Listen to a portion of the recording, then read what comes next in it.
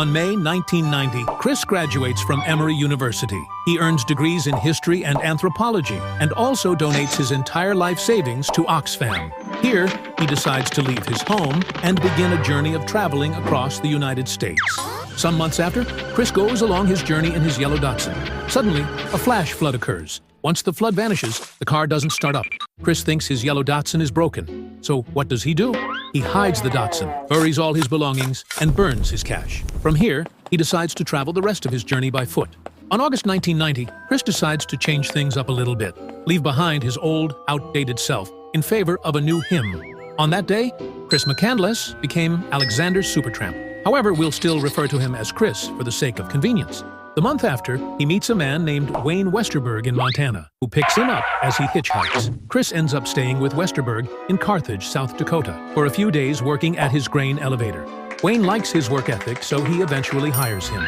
All of a sudden, Wayne is caught doing some not very legal practices. He is arrested for illegally selling cable black boxes, leaving Chris without his job at the grain elevator, causing him to depart from Carthage and continue his journey. This'll be the last of Wayne that'll be known for some time. A few days after, Chris decides to go on a canoe across the Colorado River. He almost dies in a storm, and eventually also ends up crossing the US-Mexico border. He gets caught and gets arrested. He spends the night in jail and is released soon after. Silly Chris. Skipping over a few months, on October, he moves to Bullhead City, Arizona, landing a job at McDonald's. He was well liked there, but he found the job to be quite mundane, also being highly critical of the fact he had to wear socks. It is now December. When Chris was still at Bullhead City, he contacted some friends to come and visit him there. Flash forward back to now, Chris decides to just appear in front of their doorstep and went on to live with them for some time. Silly Chris. It is now 1992. As Chris was on his way back to camp, a man named Ronald Franz spotted him as he drove by and offered him a drive. Chris and Ron got to know each other quite well, to the point where Ron let Chris live with him. He taught Chris leatherworking, and Chris even made a fancy belt with symbols that represented his life.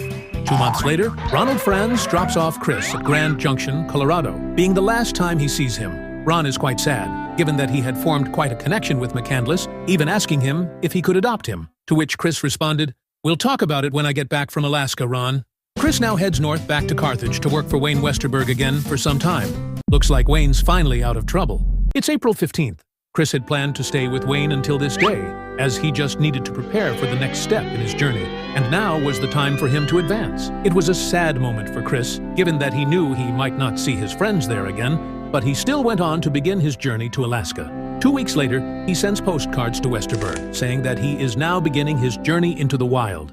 On his journey to Alaska, a guy named Gaylord Stuckey finds Chris hitchhiking and decides to give him a ride all the way to Fairbanks, Alaska. Once they arrive, Stuckey gives Chris a bag of rice, and Chris goes to the University of Alaska in search of books on edible plants for his time in the wilderness. Sometime later, as Chris walks by the highway outside of Fairbanks, Alaska, another guy named Jim Gallion finds him and gives him a ride to the Stampede Trail, his final destination. Jim thought Chris was way too underprepared, so he gave him some rubber boots and sandwiches. Chris, in return, gave him his watch, a comb, and 85 cents. As Chris finally walks into the bush, he explores the area before finding the infamous bus 142, an abandoned bus that was also used as shelter for other travelers at the time. Chris decides to set his camp here, thinking it'd only be temporary before heading back. On June 9th, in his efforts to get food, Chris McCandless kills a moose, which he is very proud of. However, this went on to backfire as the moose spoiled because he wasn't able to cure its meat. I now wish I had never shot the moose. Poor Chris.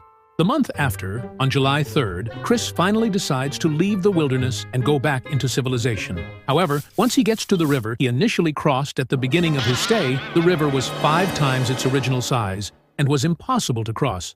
Chris goes back to the camp and decides to wait it out, hoping the river becomes crossable soon. Some time passes, and Chris's resources start becoming scarce. He has no food left, so he munches on some wild potato seeds. Unfortunately for Chris, the seeds had mold on them and were therefore toxic. Now, Chris was in trouble, and he knew that. At this point, all he could do is wait till he dies. Before his death, he took a last photograph of himself holding his last note. "I have had a happy life, and thank the Lord. Goodbye, and may God bless all." On August 18, 1992, Chris McCandless died inside Bus 142 at the Stampede Trail in Alaska. A truly tragic fate.